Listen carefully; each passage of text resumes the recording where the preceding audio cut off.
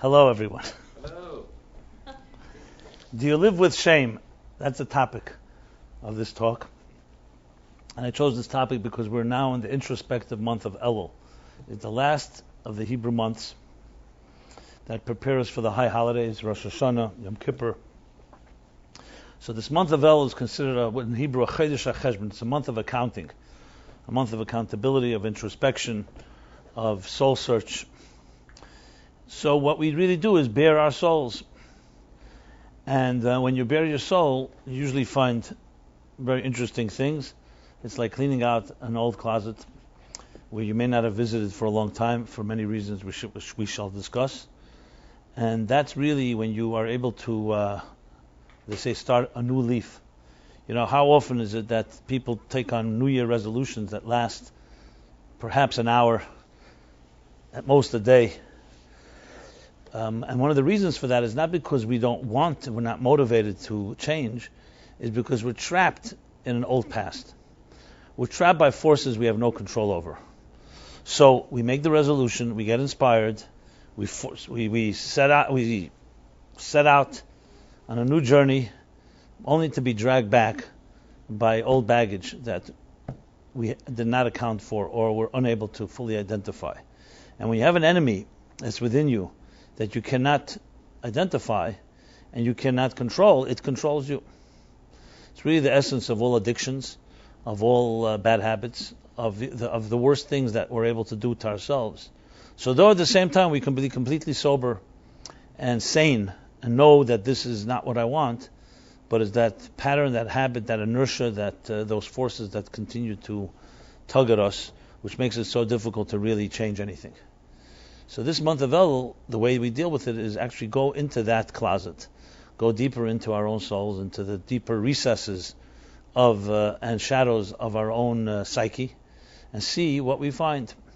And when done properly and done in a way that is not like an assault on your own defense mechanisms or your own self-esteem, you can find and actually correct tremendous things in our lives.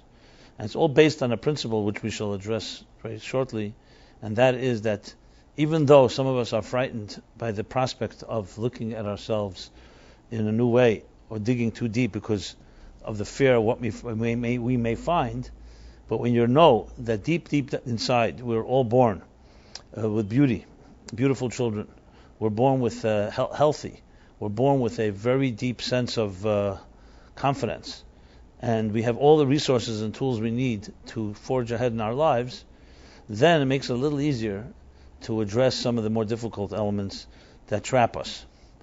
So that's what we want to address here.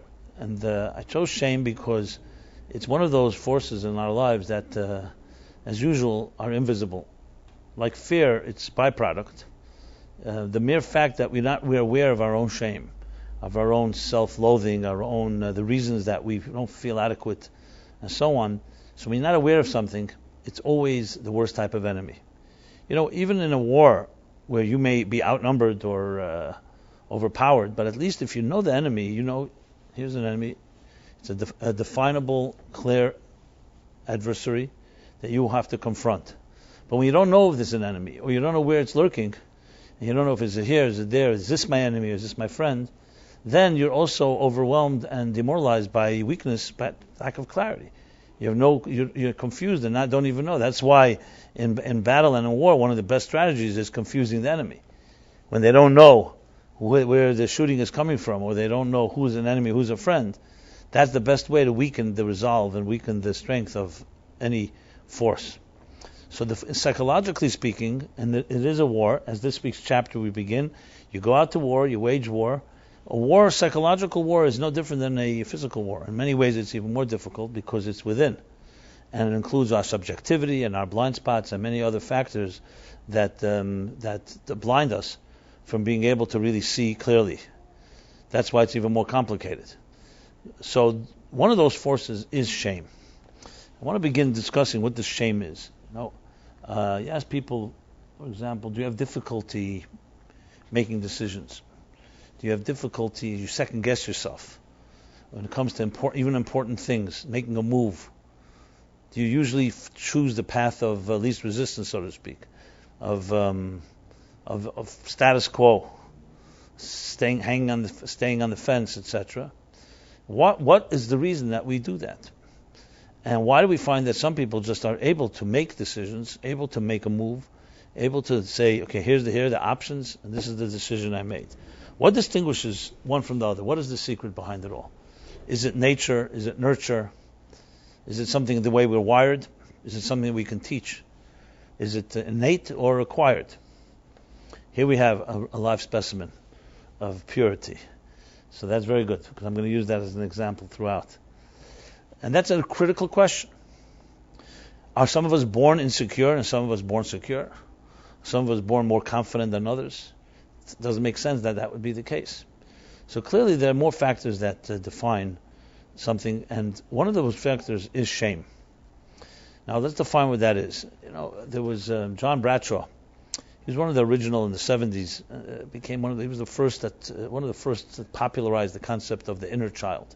Now he himself is the son of a recovering son of an alcoholic father, and he identified very strongly for many and resonated with many this concept of unhealthy shame.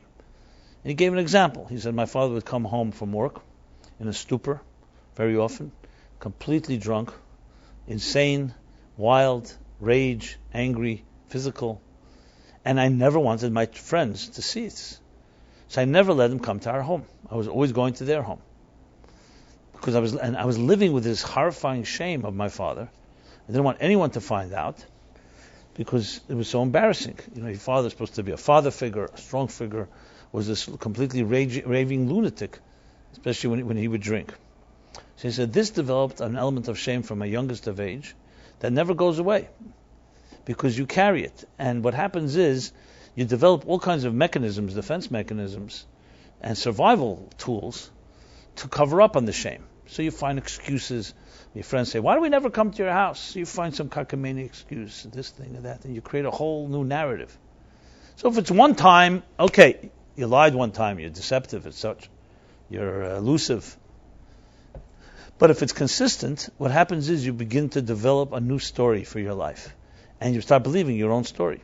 And it's all driven by a hidden shame that maybe has long gone away, because you may have long now, you're already an adult, you've moved out of your house, you're no longer living with that direct, at least in a direct form, but your whole background, your whole childhood is filled with that type of shameful past. This is just one description. The truth is, this is true with all family secrets. And this could be family secrets that go generations. And once they become generational, you can imagine how screwed up it gets. Because no one even knows where it started. For example, you can have a great-grandfather, I don't want to say you, situation where there's a great-grandfather or great-grandmother that committed suicide. And the family covered it up. Big secret, too shameful to acknowledge such a thing. And now the children are growing up in a home where there's this big secret. Some may not even know what the secret is, they just know there is a secret. Some may not even know there's a secret, but they do know there's something that we're all embarrassed of. And then it becomes generational. It becomes something that children grow up into. And you have a climate, a toxic shame, toxins, that are literally being breathed in, day out, every second you breathe. This is the environment. So toxins, physical toxins, we all know, carbon monoxide, and other type of toxins. So even though you may not be able to smell them, but you smell smoke or something like that, you got to get out of the way because this is dangerous. But psychological toxins are far more difficult to fight, to resist, because you don't see them. But they become the climate of a home that's filled with them. So when parents, mother or father, have shame, even if they never speak about it, children are growing up in that type of climate of parents who are embarrassed of something.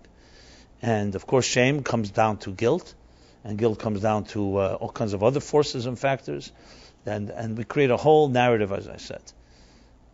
So whether one can argue, as John Bradshaw does, that this is the root of most addictions, of crime, of violence, of abuse of all forms, you could argue that it definitely is of a human being who feels inadequate and is trying to find ways to compensate and to cover up, and does so whatever it takes to just find some type of solace, some type of comfort. So you could definitely argue that is the root of many, many things. I mentioned fear. Some people identify fear as the root, but you see, fear still needs why are we afraid? Shame would explain why we're afraid, because we're afraid, let's say, of exposure. We're afraid of people finding out that my father is that type of person, etc., etc. So shame is a big force that is one that is completely invisible. And you can't fight something that's invisible. It always has a power over you. You know those films, those like whatever science fiction films where the guy, the invisible man or something? You can't fight an invisible man because you don't know where he is. You know, you fight, as I said, an enemy you can see. Okay, there's the enemy. Maybe strong. I know how to avoid, not avoid. But something's invisible, maybe coming from the left, from the right, from before. So you don't even know. You wake up in the morning, maybe this invisible force is right now, right there, holding you down. And that's why it's so complicated and so difficult to overcome, because it's a force that we can't identify.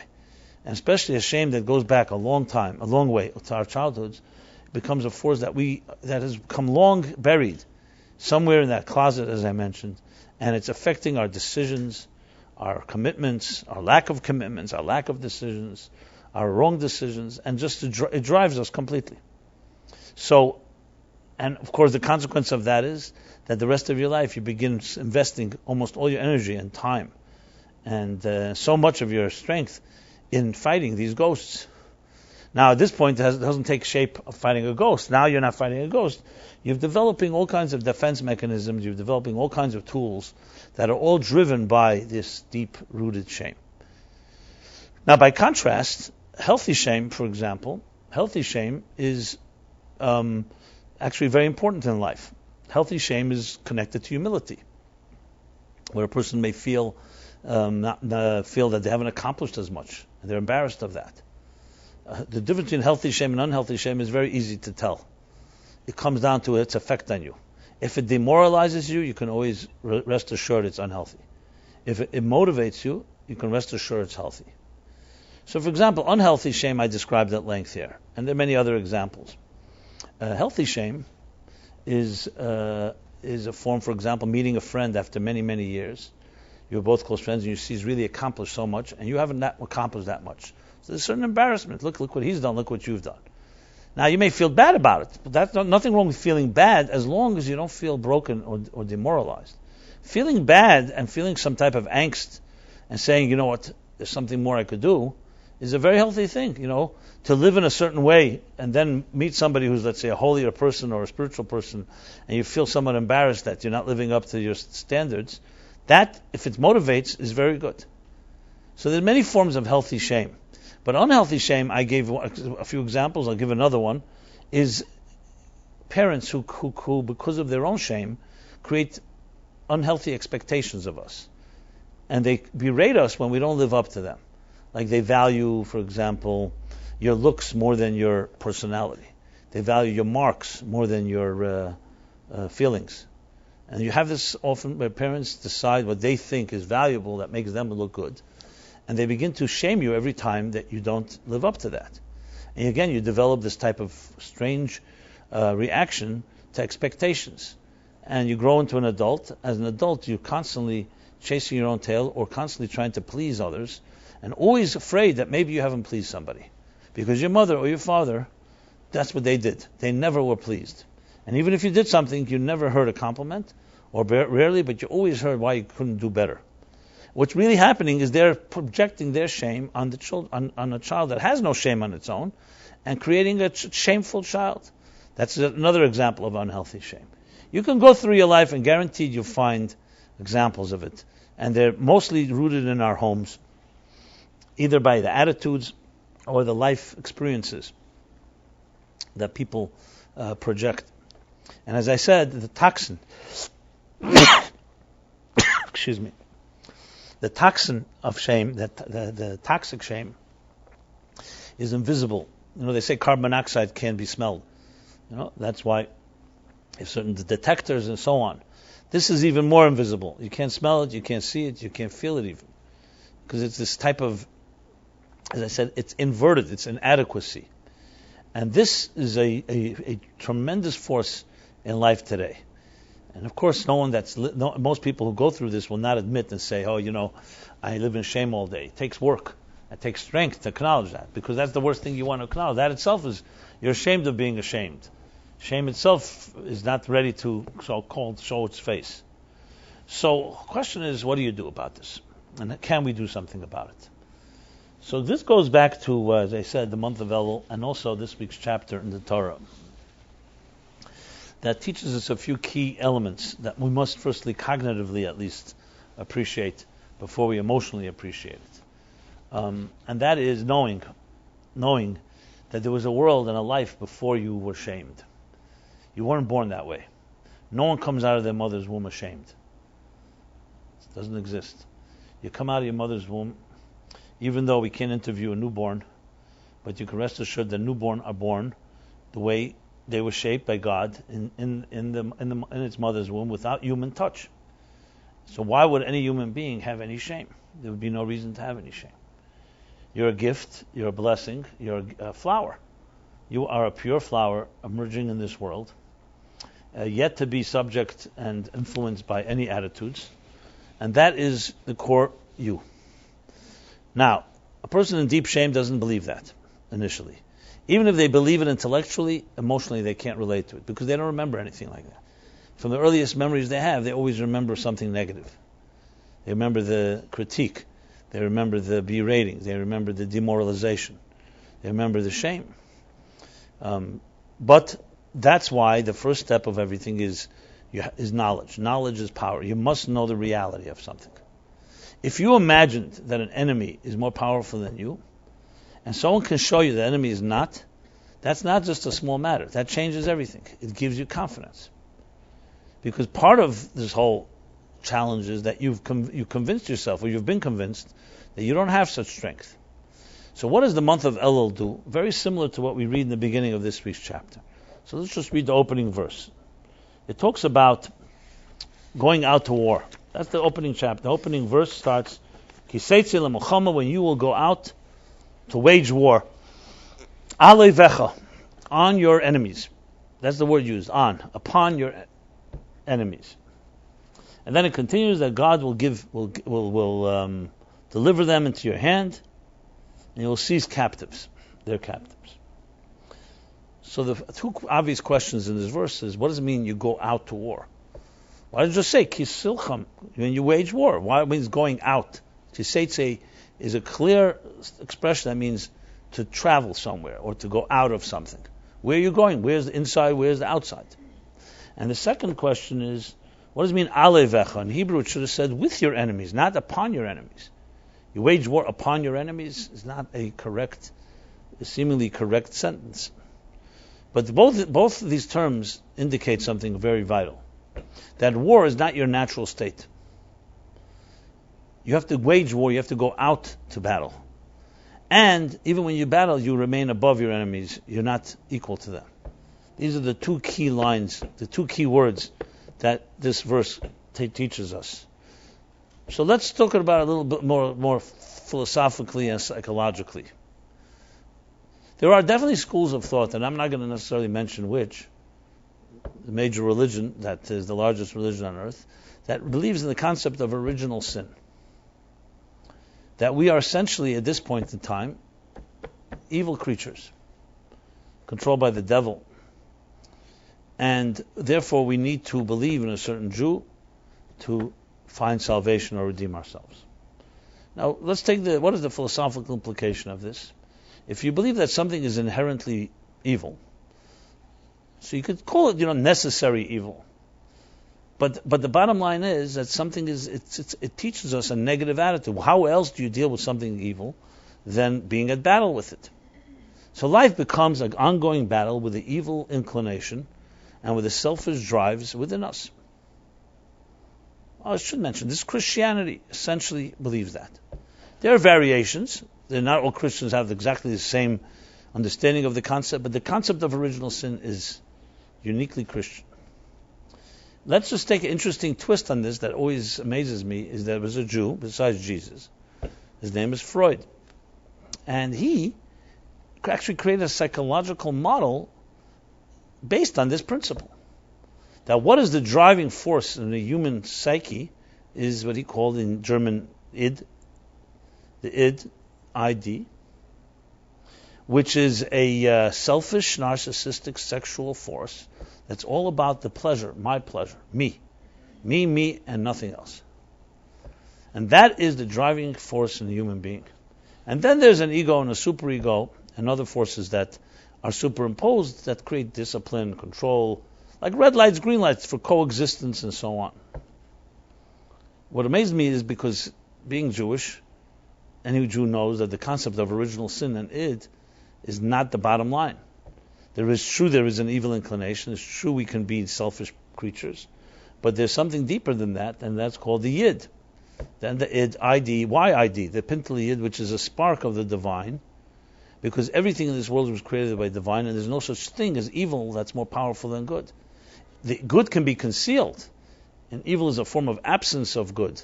Absence, like darkness is absence of light. But it's not that we have become evil creatures. Even the greatest criminal has a fundamentally pure soul that has now been trapped and that is now captive or hostage in negative forces. But at the heart, we always remain fundamentally good people. The concept of original sin is not a Jewish concept. In the Torah, the original sin, the eating of the tree of knowledge, concealed good, but it never changed reality. It changed certain surface levels, but it never changed the fact that at the heart and core, all of us are born good, and we can always access it throughout our lifetimes. Again, that doesn't mean there aren't battles. And that's what this verse says. If the world is fundamentally a jungle, and we are individually animals, beasts, then you can't say you go out to war and you're above your enemies. No, there's no going out. The enemy is within, and you are at the same parity with your enemy, and you don't go out to war. Life is a battle. But if fundamentally the soul, as we say every morning in the prayer, the neshama shenasati, the soul that you've given me is pure, innocent, then battle happens outside of you, outside of your soul. And even when you're battling, you remain a step above and transcendent of any force or enemy.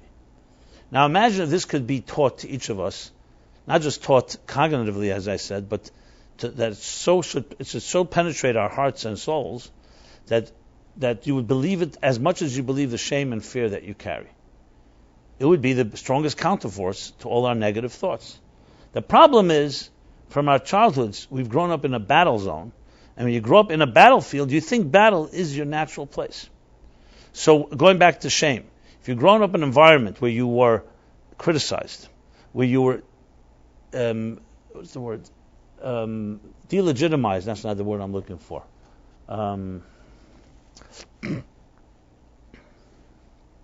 Another word that's similar to that. Not repressed is criticized. Not nurtured, not supported, not reinforced. There's a good word for this. If it comes to you, let me know. Okay.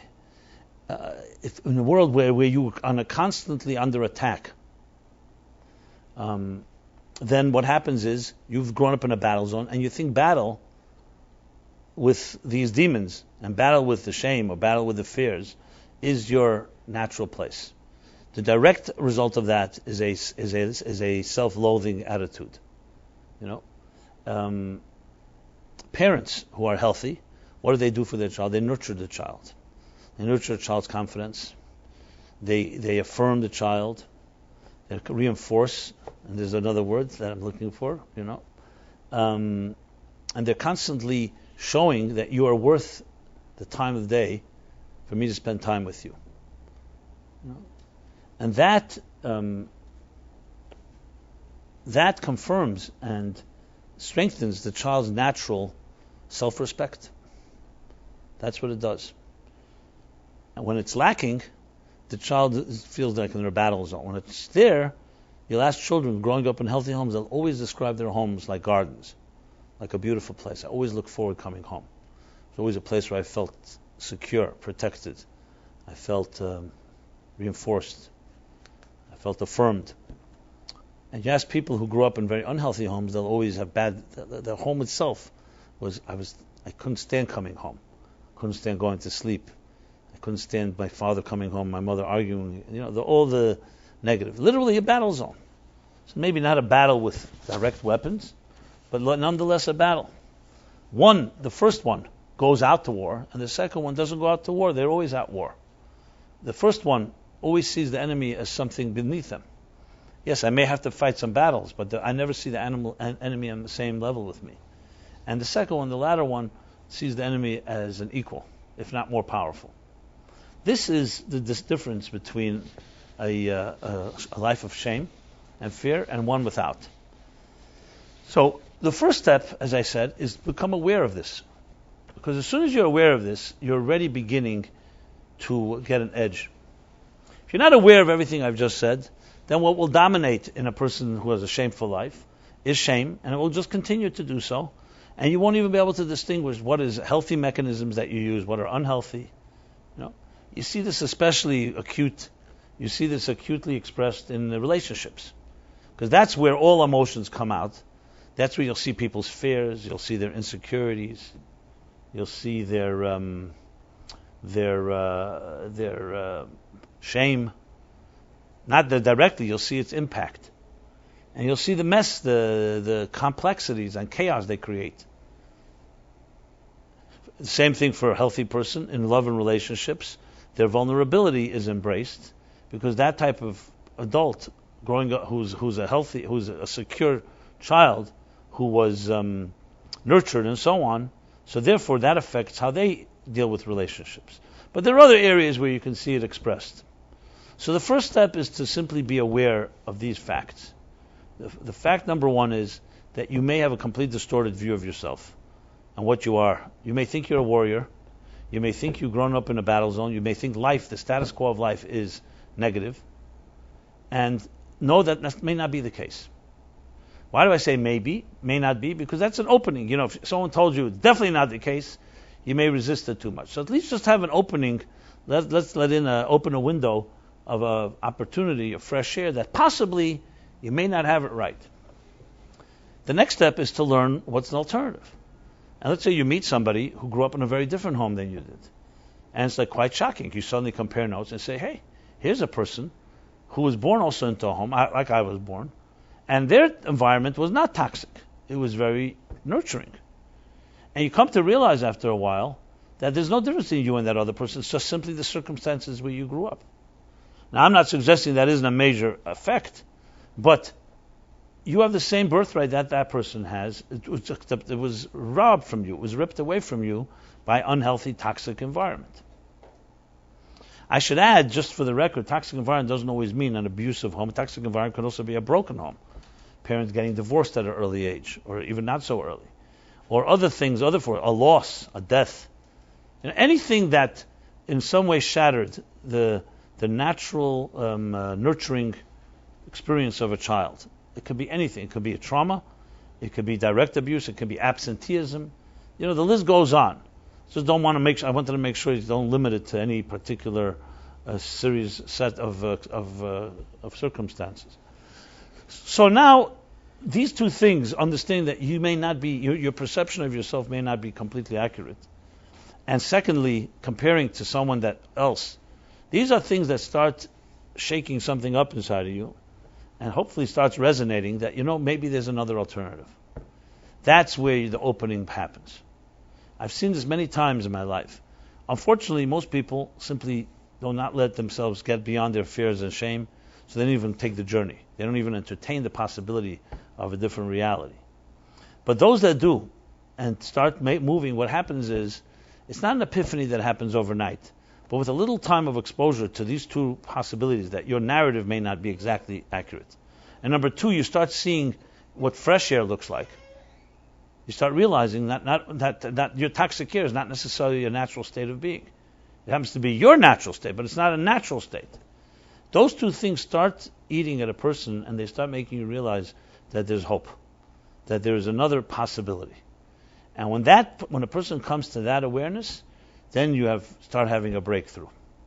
Now, it may take time to get to that awareness. You may need more exposure, because there's denial. You don't want to accept necessarily, because it's very painful to come to realize that 30 years, 20 years of my life, I've been living in somewhat of a delusion based on a shame, based on fears that I didn't even identify. So it's not easy just to wake up and say, one day, the whole thing was a lie. It's not. It's your whole life is based on it. your whole story, your whole life story, the work you do, the people you've met, decisions you've made. That's why the point here is not some type of, as I said, cold turkey assault, full-out assault on your psyche. It's simply opening up possibilities. It's like, there's another channel. It's like climbing a mountain. You suddenly see a horizon you haven't seen before. You say, hey, wow, that's interesting. I always thought the horizon was that large, wide, and now I see it's much wider than I ever would have expected. So those two things are the key first steps in the month of Elul, which is what the message of this verse is. To know, yes, there are battles. Life is a battle, it's true. But you are not necessarily defined by battle. It's like we say sometimes about the Jewish people. The Jews have suffered, but they're not necessarily sufferers. You can be a battler. It doesn't mean you are. You can wage war, but it doesn't mean you're a warrior. Which means that you engage when necessary in battle, but it doesn't define you. It should not define who you are as a human being. And as far as enemies go, always know that you are not on an equal level with your enemies. There is a distance. You are above. It's a confidence. It's a security. It's a sense of self-esteem. So when you have when you have this awareness, is the beginning of really opening up a new door. So what do we do in the month of El? As I said, it's a day of 30 days, a month of 30 days. And if you're familiar with my book 60 Days, which covers El and Tishrei, so I created it as a workbook, like a day-to-day guide, a journey. A journey to what? A journey into your own soul, a journey into your own psyche. And some of it is going to be difficult because you're going to have to deal with the shadows. You're going to have to deal with forces that you long have buried, that may be things you don't want to remember. They just elicit pain, shame, fear, and other negative feelings. But it's a good journey because it's a journey upward and inward that allows you to see certain things, but also gives you tools. Because we're not talking about leaving you in a limbo. One of the challenges in life is that sometimes, let's say we become dependent on, we've been breathing toxic air for 30 years of our lives. At some point you become dependent on it. To the point that if someone gives you fresh air, that may cause you trouble because you've gotten used to this toxic air. So you see in situations like that, what you do is you slowly wean someone off of it. You don't suddenly just take them out of their environment because they're dependent now on that. You can become dependent just like you're dependent on a drug. You just take someone off of it completely, they can go into a serious withdrawal, serious shock rather. That's what I wanted to say.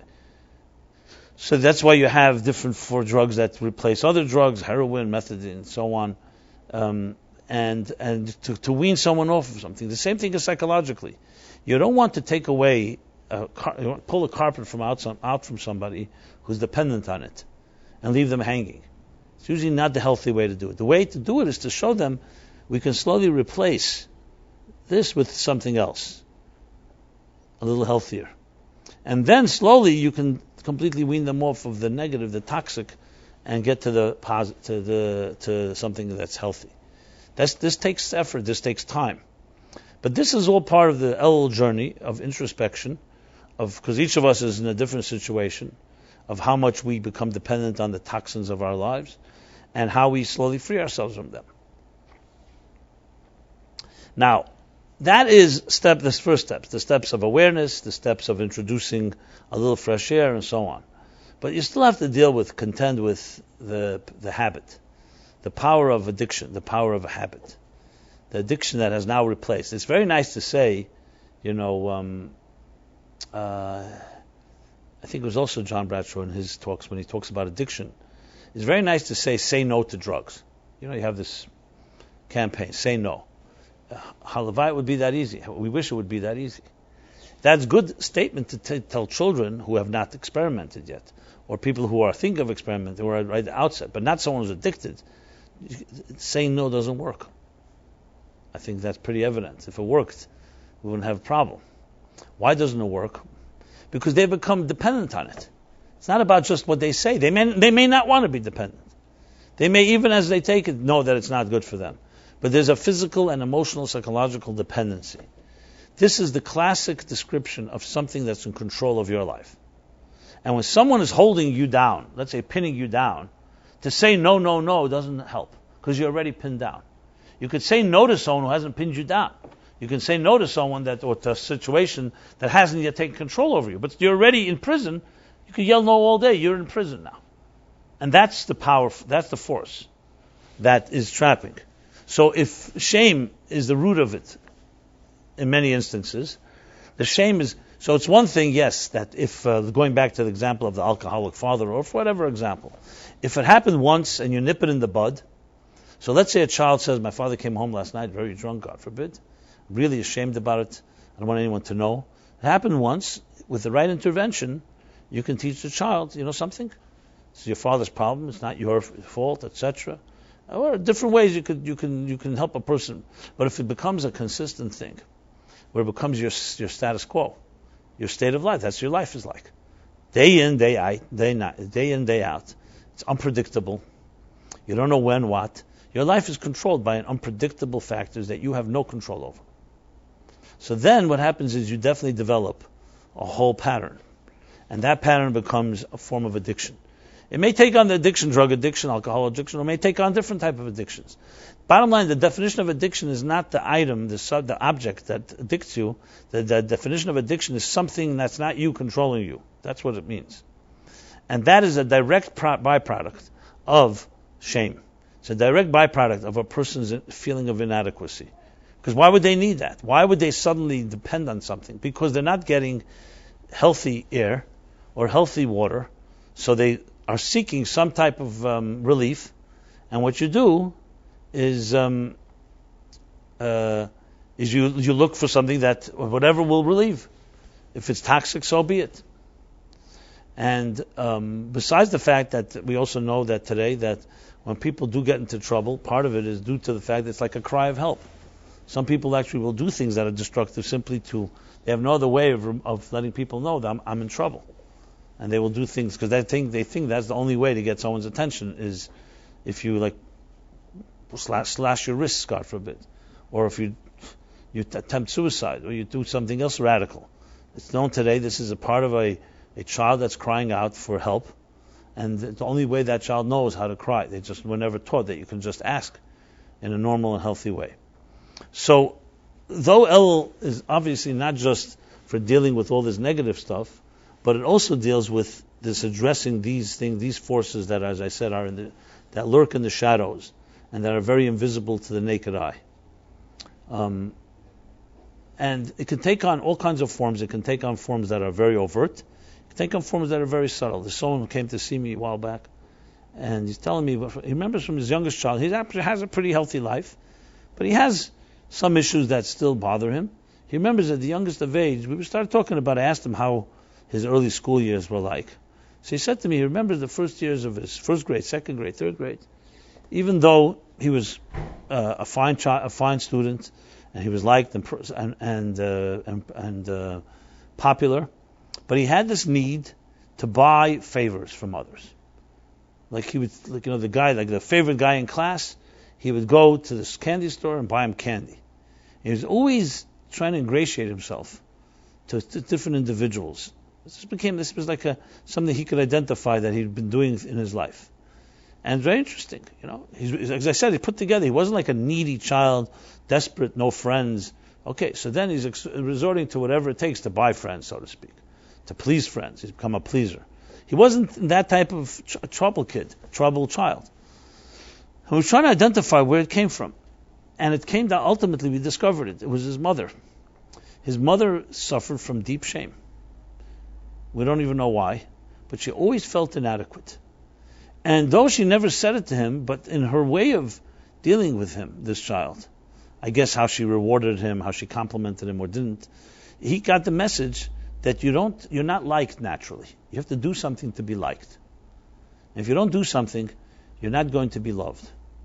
And this started creating for him a whole type of a distortion that in life, real friendship can only be bought. No one's going to do anything for you just because you're a good person. And this he picked up from his mother. And he was able to identify because that's how she lives. She was very negative, always talking bad about people. This one, that, and that one, that. Disliking human beings. And what the reason for that is, we didn't get to the bottom of it. But really irrelevant, because who cares that's her problem. His problem was his mother, whatever reason it was. And by just identifying it, it became it's freedom. Even though it was like going back 30, 40 years in his lifetime, but that's what it was. A mother that was constantly felt inadequate, making him feel inadequate. So, and therefore, he resorted to all kinds of strange things which were not necessary to be done. And he says, even till this day, even though he doesn't go crazy, overboard, but even till this day, when he's dealing with someone, he's always thinking that he's the wrong one. He's in the wrong. When he negotiates, he almost like feels like he's representing the other side. He should be representing himself. And this is all a result of a certain sense of inadequacy or a sense of lack of feeling loved or whatever it may be, and therefore looking to find some way to compensate for that. There was one example. It was a very interesting, because it wasn't that overt. It wasn't like this guy was suffering in many extreme ways, but it was a constant. He wasn't having normal relationships with people. Wherever he was going, he was always looking, like, what did he do wrong, or what could he do to gain favor in the other person's eyes. So it's maybe a form of what we call a pleaser. Some people call it an enabler, someone that is like always like trying to be good to everybody. However you define it. I just wanted to give another example of it in that context. I'm still looking for that word, by the way. It's making me crazy, when you look for a word. I always use it. Now it just doesn't even come to me. No, derogatory is a good word. I mean, it's a bad word, but it's a good word for bad things. Let's put it that way. No, I was... sometimes a good word describes a negative situation. I was talking about affirmation, some way that parents, not affirm, there's another word, I can't... do you have a word that drives you nuts, like you can't go to sleep or something? No, there's another word. Validate. That's a good word. I know. Validate and invalidate. Validate. I saw somewhere not a survey, a test. They asked children, adults, as a child, of these 5 things, what is the number one thing that you were complimented for? Let me rephrase it. What would have made your parents happy about you? These 5 things. Good marks in school, getting a good job, being a good person, sports, good at sports, and popularity. Or maybe wealthy, I don't remember the idea. The lowest one in all 5 was being a good person. It was all the other 4 that got the highest marks. You think about it. It's like tragic. That means we live in a world where people measure good, even their children, by others. In other words, you're popular, you're wealthy, status, and so on. But being a good person is what most adults do not think that's what their parents valued most. Now, to be honest, I would say most parents probably do value it most, but they don't talk about it. They will give a reward to their child when they get good marks. They'll give a reward to their child. You'll hear parents tell their children, "You look beautiful today." But very rarely do you hear the same thing, "You really behaved beautifully today. You were kind." I'm not saying there's not at all, but it's not up there. It tells us about the superficiality of life and tells us what children are being validated for. So just on a subtle level, imagine living in a home like that, and it's a relatively healthy home. You end up growing up, your most important thing in you is not being a good person. Most important thing are the other things. These things are easily changed if you're aware. But we are products of, obviously, our environments, and we are our parents' children. So let's move on to a few tools of what can you do besides what I said before, opening up the possibility that your narrative is not exactly the way you think it is. Number 2, comparing toxins to health, and start realizing that maybe some of the things you consider to be healthy or consider to be normal, quote unquote, really are not. There's also some things that one can do to actually reconnect to that core person you were before all this invalidation. Now I'm going to overuse the word because I'm going to make up for all the times that I didn't use it. So I was reading this poem, which is a famous poem. I just quoted it. I just want to read didn't memorize it, but I just found it to be extremely powerful.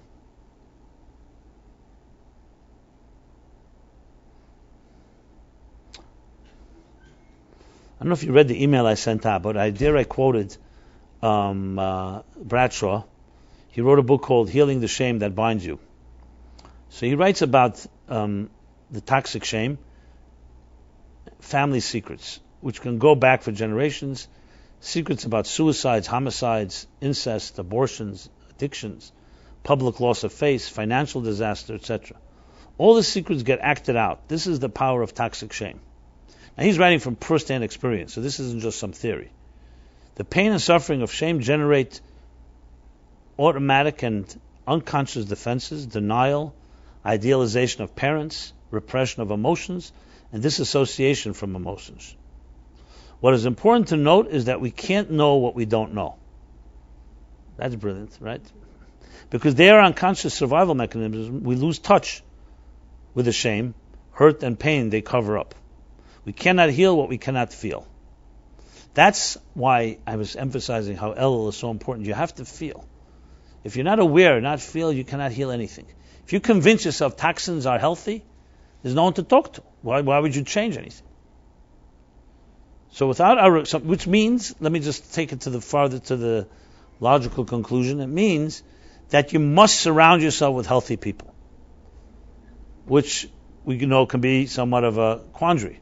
Because why would healthy people want to be around someone who's toxic? It may be good for you, but it may not be good for them. However, all is not lost.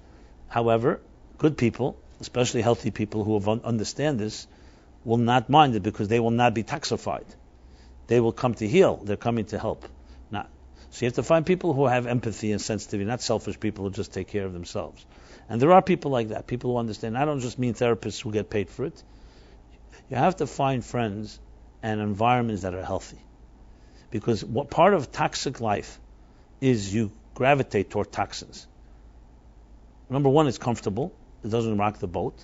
Number two, it became your habit. It's what you do. That's why I often recommend to people, I know it may sound somewhat generic, but it's not generic at all, in my opinion. Very often, almost any situation I hear, even if it's very different, I always say you have to go to another Shabbos table. You have to find a new friend. Go to a different synagogue. Don't do something you've been doing till now. Because when you continue doing what you've been doing till now, you're just writing scripts, the same old scripts. How do you expect something to change? You go to a new place, new friend, new environment. Yes, initially you may not like it because it's a little uncomfortable, but that's where fresh air comes from. Then you suddenly meet somebody. You never know. To me, this is one of the simplest pieces of advice you can give to anyone in any troubling situation. And as simple as it is, most people simply don't follow this advice. I know, I've tested it. Because they're just too trapped. And it's not that so difficult, actually. But that just teaches you the power of inertia, the power of habit. I'm comfortable. I had someone who I was advising like this. I said to him, listen to me. I see you're resisting it. So I want you to call me Sunday morning and tell me Friday night where you went. Every Sunday morning he would call me and tell me I was about to go and this happened and it was raining outside. The next week was I got a cold. The third week his mother was coming. I don't remember already. Every week was another story. And I said to him, tell me, what, you're not a stupid person. Tell me, what's going on? He says, I don't know, I just don't want it, obviously. And I will find every way. And all I was advising was to go to another environment. That's all. That's how the power that's the invisible power of a habit. It's invisible. Because you don't see it. It's not like there's a knife on his neck, on his throat. It's just invisible. And when you try to pull him out of there, that's when you suddenly see the resistance. So never underestimate the power. I wish I could create a mathematical formula of the power of inertia. How much gravitational pull is there of just staying in your place? The couch potato, in your couch, in your bed, in your comfort zone. How much force is exerting you? Is being exerted to hold you there? Because if you know how much force, then you know how much force you need to get out of there. But remember, it's deceptive because you're just standing there. Standing in one place doesn't seem like much. It says, "Oh, that's all. I'm just sitting here all the time." But no, there's active energy being invested to keep you there. except it's not energy that's very obvious because it's invisible. This is the forces of shame and fear and others that keep us where we are. So that's why it's critical to fight it. And if you're an honest person, if you resist something in that context, if you resist going for fresh air, you have to tell yourself, you are literally committing suicide. You are literally psychologically destroying yourself. And even that may not help. That's how sad this is. But I'm making the point because just to show us the insanity of what we can do to ourselves. And I don't think any of us are immune. I have scenarios where I myself become my own worst enemy. I don't think this is just something that certain people have. I think all of us have it to some extent. It depends where it plays itself out and what extreme it plays itself out. If it plays out to an extreme where your whole life is a mess, then that's real trouble. If you're more or less have I could say some good parts of your life, but you have some challenges, so there's room for growth. But all of us have to deal with these insecurities because we do live in an insecure world, and I don't think there is a home on earth, even the most beautiful, loving, nurturing homes that are perfect. Everyone has had trauma in their lives. It all comes down to how you dealt with it. And we have a fighting chance. So that's one thing. Introducing real friends, anything that's fresh, anything that's different. And when you have that, you already have some type of opening. A few other things that I would just throw into the picture here is the reason we have this month of Elul, and the reason we have the month of the high holidays, Rosh Hashanah, Yom Kippur, is Elul is a whole month of preparing ourselves. It's a custom to blow shofar every morning. It's a wake-up call. But why do we need to prepare? Because everything is preparation. When you go into a big meeting, so you have a once-in-a-lifetime presentation to make, you're not going to just go in without doing your homework and your due diligence. Same thing here. Before Rosh Hashanah Yom Kippur, we have a whole month to prepare. But then on those nights, on those days, Rosh Hashanah Yom Kippur, there's a real new energy that enters existence. We'll talk about it when we get closer. If you don't have a container and you're not acclimated, you're not trained to receive this energy, it'll just come and go. It would be like someone playing a beautiful violin that you can't hear. You need to train your ears. So that's why we blow shofar, we do some other things during this month. It's simply preparing us to receive. Receive what? To receive a new reception, a new force that will enter existence. But it will dissipate or it won't even be appreciated if you don't have a container. So going through this month of day by day, looking at yourself. We're not talking about cramming. We're not talking about doing it 1,000 hours. We're talking about just a few minutes every day. But serious minutes has unbelievable impact. It's like the analogy of Rabbi Akiva and the water drops. Much better to have a drop by drop that compares through a stone than to have one big gush. Because it's consistency that has the ability to destroy our patterns. Remember, a habit is all about consistency. So if you've been breathing toxic air for 20 years, or if you've been carrying shame or other forces that debilitate you, what's the solution to that? You can't suddenly say, you know what, okay, one morning I'm just going to breathe fresh air. The solution is to create an equally powerful pattern and habit that counterforces it. So for every toxic experience, you have a breath of fresh air. So that's why you find in Judaism, you'll find the concept of doing a mitzvah a day. Every day a little charity, every day a prayer, every day study. It's a consistent activity that slowly starts eating away, eroding the unhealthy consistency of bad habits. So basically, good habits countering bad habits. And that's another tremendous tool that don't ever underestimate. Because initially you think, well, you know what? No hope for me. No, start doing things on a daily basis consistently. They say habits, I think, takes 18 times to do it when it starts becoming a pattern. But those first 18 are murder because you don't remember and you forget and so on. If everybody brushes their teeth every morning, I assume. We have other regimens we do, right? Now, imagine you weren't taught to do that when you're a child. Yet suddenly at age 25, someone says, you know what, start brushing your teeth. It's very difficult to assume because it's not because it takes time, because it's not part of your trajectory. It's not part of your brain process. There's a book out that's been a bestseller the last few years called Habit. Who wrote it? Keenan, I forgot the name. Look it up. Habit. It's a very interesting concept he discusses there. he speaks about what creates habits and therefore also what can undo habits. There's a very interesting theory which resonates, at least to me, with me, and that is, it goes like this. The brain is a very brilliant machine. The brain is constantly looking for ways to be most efficient. So when the brain has to invest, it invests in something that's new, creative, innovative. But if it could reserve any type of energy by just relegating it into a so-called, think of it like what do they call them, macros, a series of commands that just automatically generate, the brain tries to do that all the time. So things that become habits are basically the brain saying, you know what, I'm going to use only 1% of my power just in the morning. This is what you do. I wake up, I exercise, shower, brush my teeth, groom, blah, blah, blah. It becomes to the point you don't even have to remember. You don't have to say to yourself every morning, this is what I have to do. It becomes, because the brain is basically saying, you know what, I want to take away energy from that. I want to apply my brain power to new ideas, new things. So what happens is, the brain creates a series of a sequence. They're called macros on computers, right? You know, you press a button and it's a sequence of programs, and then the brain doesn't have to think about it. That is the brain's ingenuity in creating efficiency. The downside of it is that if it's a bad habit, it's almost impossible to break, because the brain is no longer registering that you want to change it. The brain says, no, this is part of the morning regimen. This is part of your program. And so it takes all the effort. Now you have to go back to the brain and say to the brain, you know something?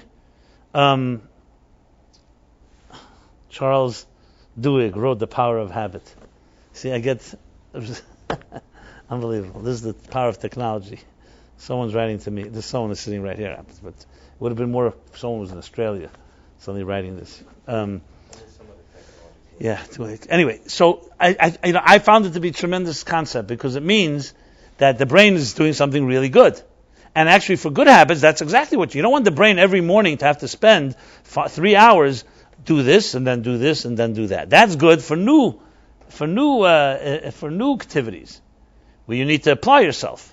So then this becomes a habit, and the brain refuses to change that, because the program's already programmed in.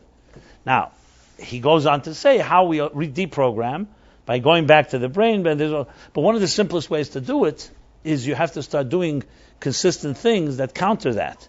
And then the brain, after a while, starts registering these consistent things, and that starts weakening those consistent things. That's one of the ways to go with that. The point of all this is that there are many, many tools that we can apply and employ, and the month of Elul is a perfect time to do so. I created the book 60 Days because I really believe, and I see that, thank God, more than my expectations, the book has really taken off.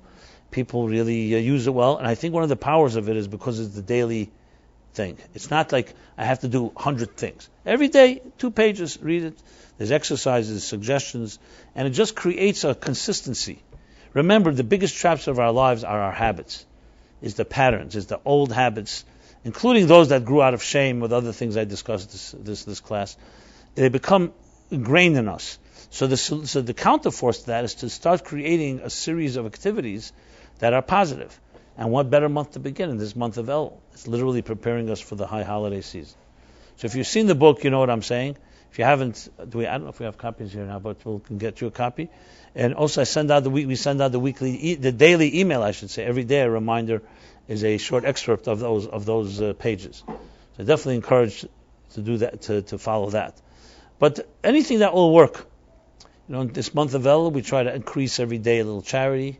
This is all in the book. It talks about this: a little prayer, a little study, and any other activity. A nice gesture to someone else. Oh, you do have the book. Okay.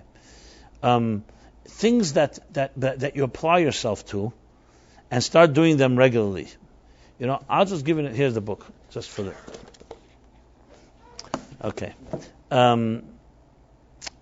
This class began in the winter of 1982. That's when this class began. So all of you here, or anyone listening, is in a direct link to the people that came back then, because we never advertised. It was always word of mouth, literally. So everybody told somebody else, and someone heard from another person.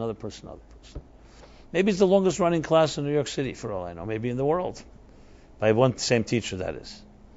I would say at least 40,000 people have come to this class. I say it based on estimates that are hard to completely, because for the first 10 years I didn't even know who was coming. There were no emails, there was no connection, and so on. But I know since then we have literally tens of thousands of names of people that have been here. And it's, to me, it's been a fascinating journey on many levels.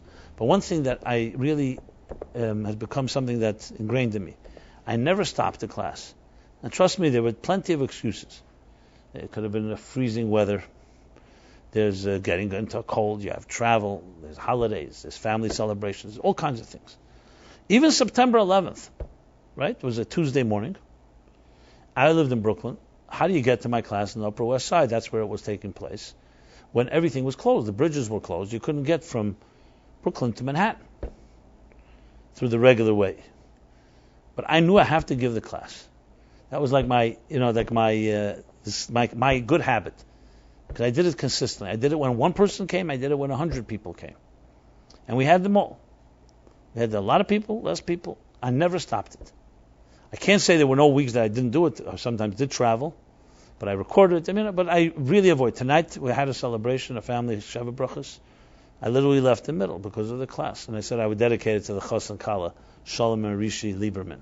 So let me dedicate it to them. For posterity. Okay. So what happened September 11th? I don't know if you remember. I know I said one way or other I'm getting into Manhattan. If I have to swim the East River, I'm going to do that. Not that it was a very appealing option, but okay. Well, I made it. How did I do it? I couldn't go through Brooklyn. I had to go through Queens. Got to the Queens Midtown Tunnel. That was the only tunnel that was open. And I got into the city. The streets were, everything was empty. It was like barricades on the highways. It was a scene. So it was really the fastest trip I ever took, actually, because there was no traffic, there were no cars. I came to Upper West Side. It was, I think, then at 89th Street, and there were 200 people maybe. It was packed. We sent out the email saying that it's going to take place. I think, definitely announced it. It was packed more than ever. Because New York was vulnerable and people wanted to hear something. But I'll never forget it. I'm just giving you an example. This is something that all of us can do. Start something good and never stop. How bad can that be? I guarantee you that is the best force to any negative thing you have in your life. Because then you will start bringing into your life a steady flow, consistent, of positive energy. How could that not in some way weaken the steady flow or habit of toxins and shame or other forces? How could it not? You're bringing it into your life. You're doing it consistently. So that's my recommendation as we prepare for the new year. Find something. Maybe host something in your home once a month, once a week, whatever. Something that can work. Do something, but consistently. Don't stop. And you'll be amazed what kind of results it will bring. It doesn't have to be the biggest thing, but it has to be consistent. Kviyas, itim, the Torah, there's kviyas. Kviyas benefesh means something that becomes a pattern. And I mean here a healthy pattern, obviously. A healthy, consistent thing. Find something. If you need help, I'm happy to advise, go through the options. Find something that will work easily for you. You want some more ideas? Make an effort at least once a day, for example, to send a nice email to somebody.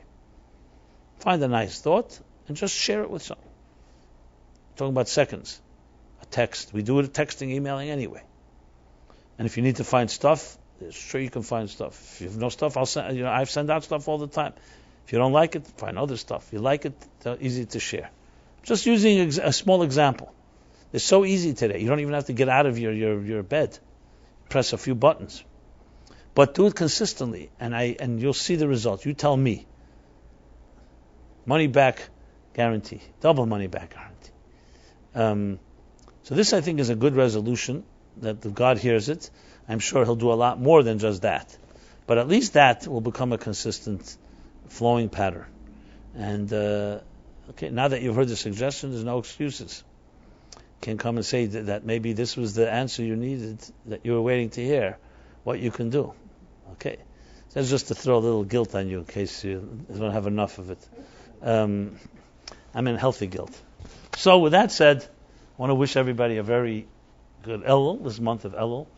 As I said, Elul is a powerful month of compassion, windows openings, door openings, I should say, of opportunity and of hope, and of bearing our soul, of opening our soul, of being able to cleanse out the unhealthy toxins of shame, of fear, and of other inadequacies that we are imagined or real in our lives.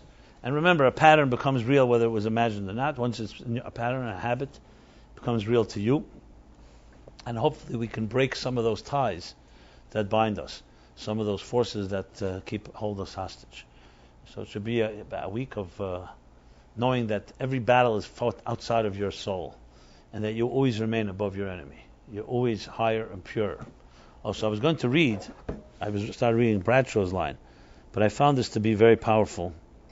You probably all know this poem. I only quoted some of it here. So, the poem from Christopher Morley, I think it's Christopher Morley about the child. I think that's what it's called. So he begins the poem, and you should read. It's a very powerful poem. So he talks about the greatest poem ever written, ever known, is the one all poets have outgrown. The poetry innate, untold, of being only 4 years old. Still young enough to be part of nature's great impulsive heart, born comrade of bird, beast, and tree, and unself-conscious as the bee. And he goes on. It's a very powerful poem that evokes a certain sense of recognizing that the child in each of us precedes any shame, fear, guilt, and all the other negative stuff that has toxified our lives, that become their own monster, become their own vicious cycle that lead to all kinds of other addictions or negative and destructive behavior. So to reconnect to that child is really the goal of it, and that's really what the month of Elul is about. So may we all have the fortitude, the wisdom, sensitivity to do this effectively. And until next Wednesday, this has been Simon Jacobson, Wednesday Night Live, talking about, are you living a life? Is your life, what's the word? Is your life filled with shame? Huh? What? Is your life validated? No. Do you live with shame? And hopefully we can begin to free ourselves of those shackles. Please, again, if you want to get the daily emails of 60 days, just send us an email at meaningfullife.com. We do have the book here. You can also get it online. And everyone have a very happy week. Thank you so much.